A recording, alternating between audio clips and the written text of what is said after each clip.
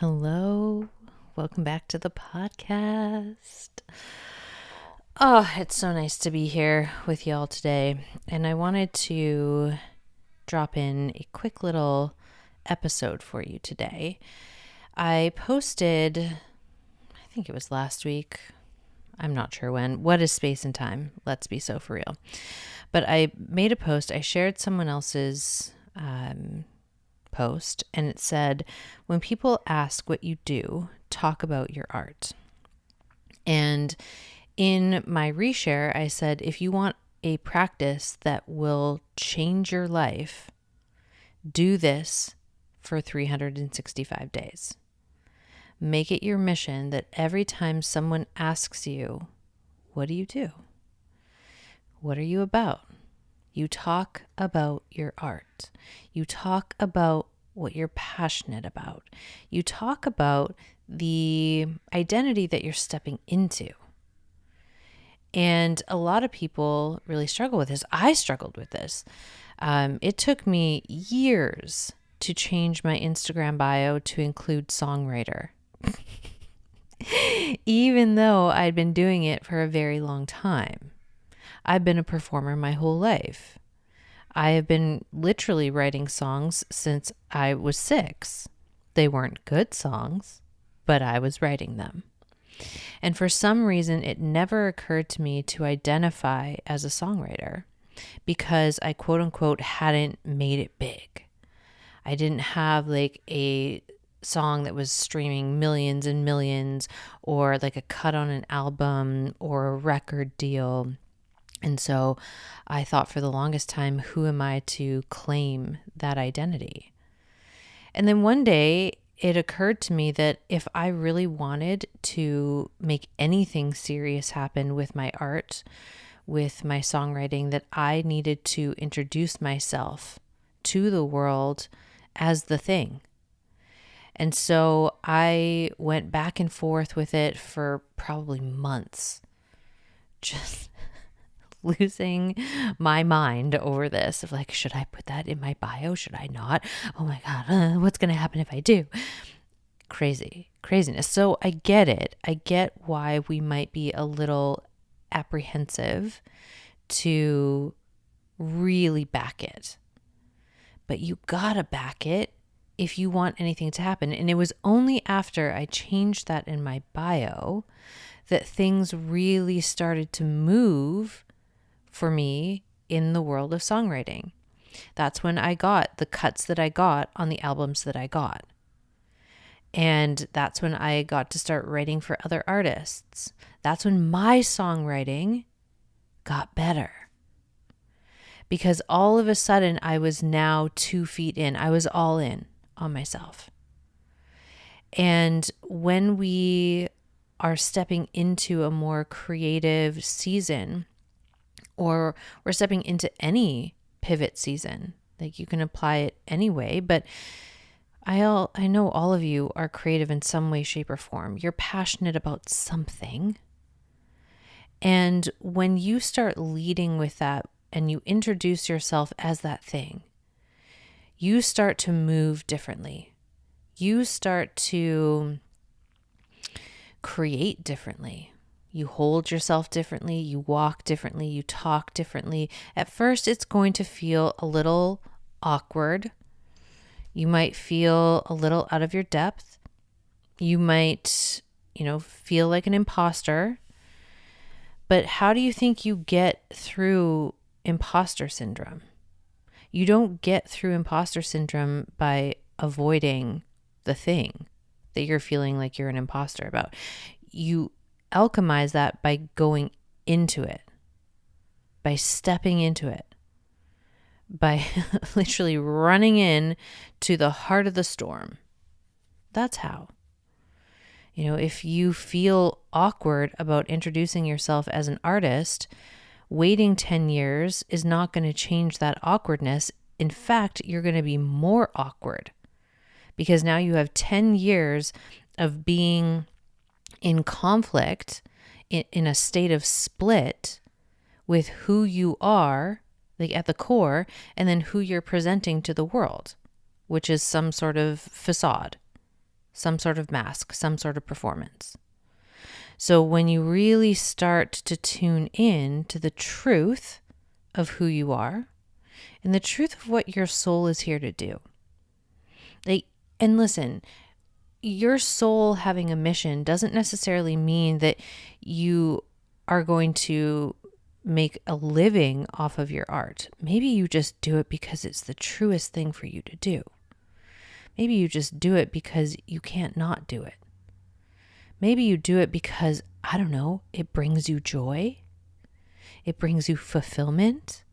You are the happiest when you're creating that thing, whether that is pottery or painting or music or dance or writing or cooking or gardening or being in the wood shop and making cool shit with the wood and like the metal and all the things. You can tell that that's not my wheelhouse.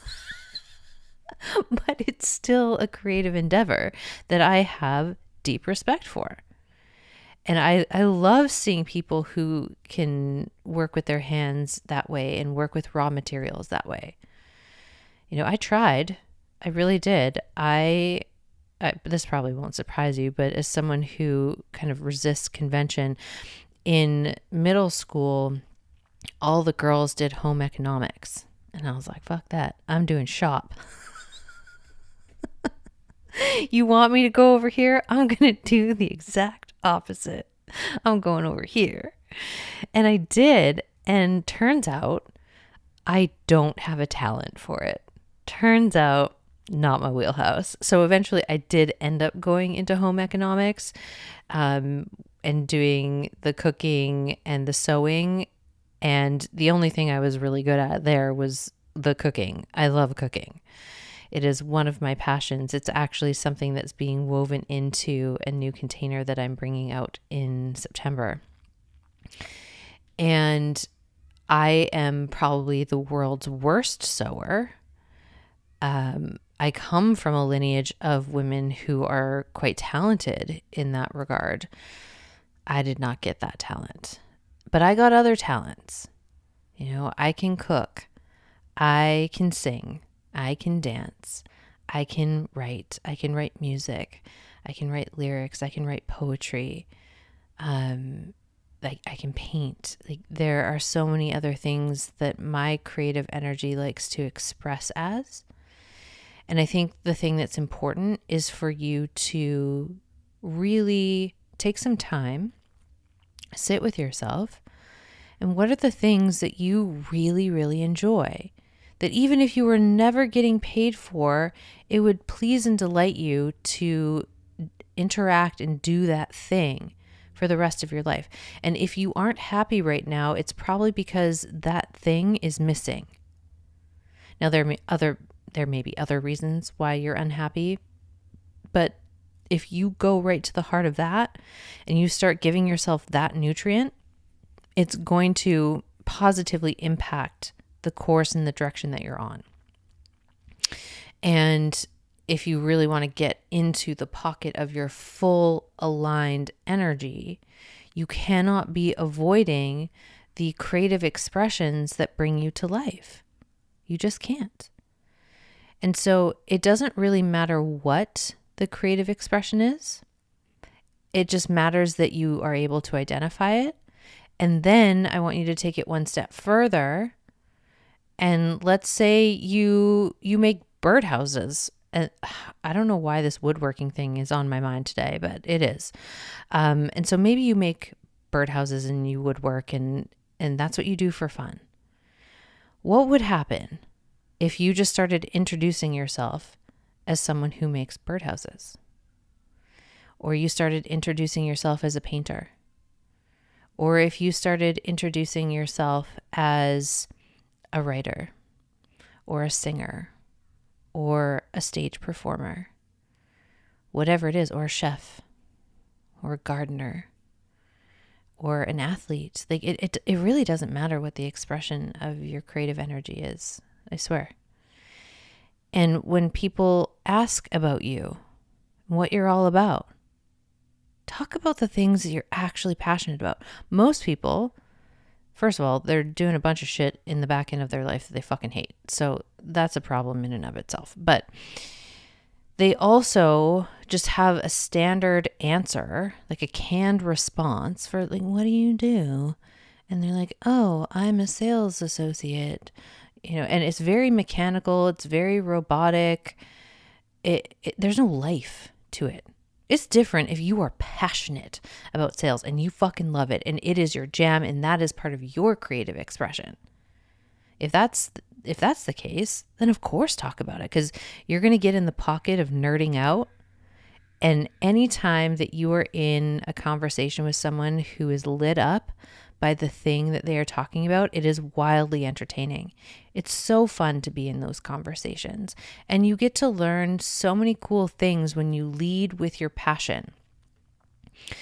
Conversations flatline and they are dead when you lead with the things that bore you, the things that you're not inspired by, but are the socially acceptable answer.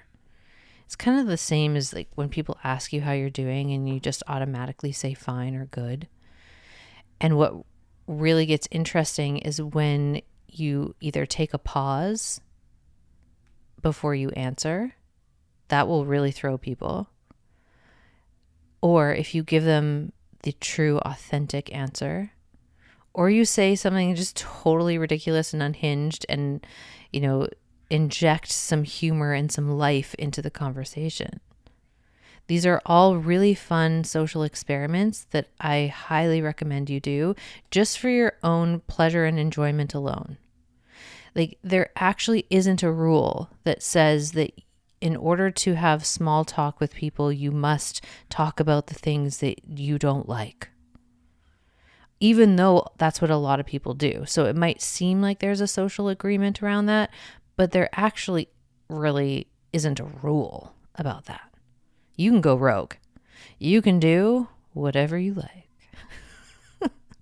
And trust me, if you start talking about the things that you're passionate about, that you come alive about, not only are people going to find you way more interesting, but you are also going to find other people interesting, because one of two things will happen. You lead with what you're passionate about and what you're excited about and all the things that bring you to life. Like person number one is just like a dead zone. Like, you're getting nothing from them. They maybe give you like a weird face or like, ew, what's happening here? Like, yeah. And if that's the case, then you get out of that conversation real quick, because no one wants to spend time with someone like that. Let's be so for real. Like, don't waste your time. Just don't waste your time. You are not here to save people. You are not here to, make them see the light. Like, life's too short. Go where the love is. Go where the amplification is. And that brings me to person two. When you lead with the things that bring you to life, that you are passionate about, and you see them engage, it like literally turns on the light behind their eyes. And they come to life and they start engaging. They might ask you more questions. They might be super curious, or they might reveal the thing that they're passionate about. And now you've got a very interesting conversation going on. And that type of conversation vortex is the type of energy vortex that pulls and magnetizes other people in. So when you have two people who are like really vibing and they're having a good time and they're talking about things that they're passionate about, and it's like, oh, this is so fucking good. Other people are like, I want in on that. I'm talking to a dud over here. Let me get in on this. And so you start to magnetize more interesting people. And you end up having more interesting conversations when you are willing to back yourself as someone who is interesting. And trust me, your art and your passions make you interesting. The things that you are stoked about are interesting about you. And when you start bringing that into the world, not only are you going to create more interesting connections, more fulfilling conversations, maybe you might meet a new BFF, maybe the love of your life, maybe a lover, maybe a collaboration partner. Like, you never know what doors will open when you lead with what brings you alive. And then you have this secondary benefit of when you start introducing yourself as the thing you're passionate about, it starts to change your identity. It starts to change your internal orientation to yourself. So you no longer relate to yourself as, the person who works at Starbucks or the person who, has a boring day job. But instead, you start relating to yourself as a multi-passionate artist or, a dancer or a performer or a writer. And it'll hold you to a little bit of a higher account of making sure that you are participating with your passion on a regular basis. Because if someone says, like, let's say you're like, I'm a writer. And they're like, oh, amazing. Like, what are you writing? And you haven't picked up the pen in months. You haven't actually written anything in months. Well, that's going to light a little fire under your behind to pick up that pen, because it's going to be embarrassing. It's going to be embarrassing to be like, I'm not writing anything. And then you get into a very different conversation. Like, so you're a writer who's not writing, which that can be a powerful direction of a conversation too. Okay. But it's much more fun when you have something to say. When someone asks, cool, what are you writing? You're like, oh, I'm writing this science fiction, blah, blah, blah, blah, blah. Or I'm like doing a collection of poetry. Do you know how many interesting conversations I have had since February when I started putting together my poetry collection? Because when people ask, like, what have you been up to? My answer is, I've been working on my first poetry collection for publishing. Oh, tell me more. And it becomes this really fun gateway to not only talk about the thing that I'm passionate about, but also to open lines of communication that maybe are hard to get to without it being like weird and mechanical and like you're talking therapy to people. Like, that's just not my vibe. So, but when you lead with the thing that you're up to, or when I'm like, oh yeah, I've been working on, a new EP that's coming out in the fall, and we've got a single coming out in the summer. And they're like, oh, cool. What's the song about? Well, let me tell you. And so it leads into other doorways, other conversations. And the more that you marinate in that and you identify as the artist, and then it kind of keeps you accountable to keep participating with your art, guess what happens? You're continuing to make more art. You're continuing to create the things that you feel passionate about creating, which means your life becomes a much more magical, whimsical place to be when you're fully participating in it. And you don't need to have all day long, every single day to work on your passion. 20 minutes every single day is better than, a day where you go like all in and then you abandon it for a year. I would much rather you find a 20-minute pocket to connect with your passion, to connect with your desire, to connect with your creativity, than continue to ghost it and like do this like hot cold thing, because that's not going to feel good to your internal systems either, because that does have an impact on your self-esteem.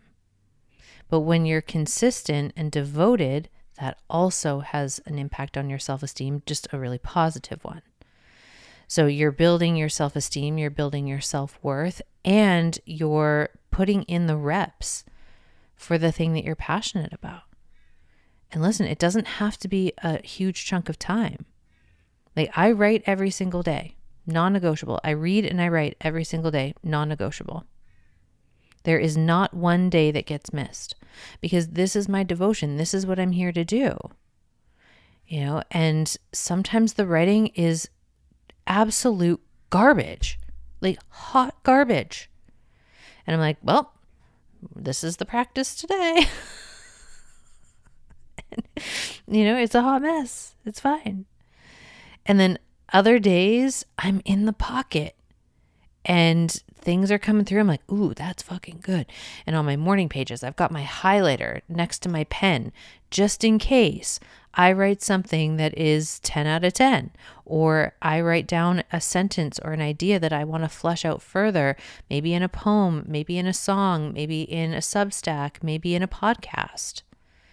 And so being in that daily devotion not only keeps it alive for me, but also it starts to ping other possibilities of creation.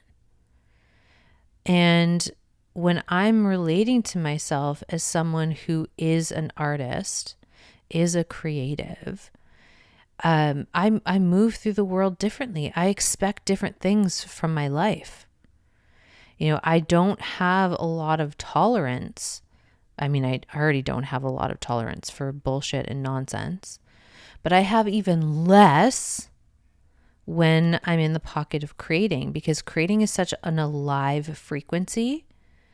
And when you marinate in that alive frequency long enough, when you go into spaces that are dead energetically, you feel it. And the impact is pretty intense. Like if I go into a dead space, it drains my energy like nothing else. And I have to spend a lot of time recouping that energy. It's too expensive for me to do that. And so that alone will help you fine tune your life so that you have more connections, more relationships, more projects that are actually congruent for you. And this will start to change your life in the most extraordinary ways. You want to hit that pocket of serendipity. You want to hit that pocket of magic. Do this practice for the next year. And if 365 days seems too big, fine. Do it for 30 days. Do it for 30 days. Introduce yourself as an artist. Whatever your medium is, lead with that. 30 days.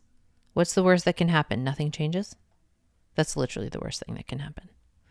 But the best thing that can happen is that you fall deeper in love with your passion. You fall deeper in love with your craft. You fall deeper in love with life. You start to have more expansive connections with other people. You start creating the relational dynamics that are actually true for you, which we are going to have a conversation about that, because this last week we just popped some stuff off on the internet, and the majority of interaction has been magnificent. If you don't know what I'm talking about, I wrote a post about women taking a lover, and you would have thought that I was telling people to go kill kittens.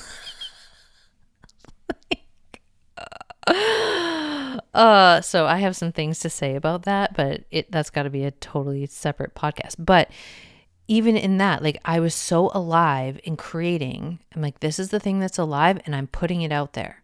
I didn't give a fuck about what was going to happen after. I knew, because it was a polarizing post, that it was going to get traction. I knew it. I didn't realize how much traction it would get, but I knew it would. And I knew that when I put something out there that is designed to polarize, that it's naturally going to have people who are all about it, and then the people who are not. So again, like, I'm taking responsibility and I'm owning the energetic consequences of that. And what it's done is it has magnetized more incredible women who are exploring their creativity in a later stage of life. So like 40s and up. Not that that's a late stage of life, of course not. But I did notice a pattern that the ones who were really having an inflamed reaction were much younger. And then the women who were like, yeah, this is my vibe. This is what I've been looking for, what I want to do, or I've experienced this. They were 40 and up.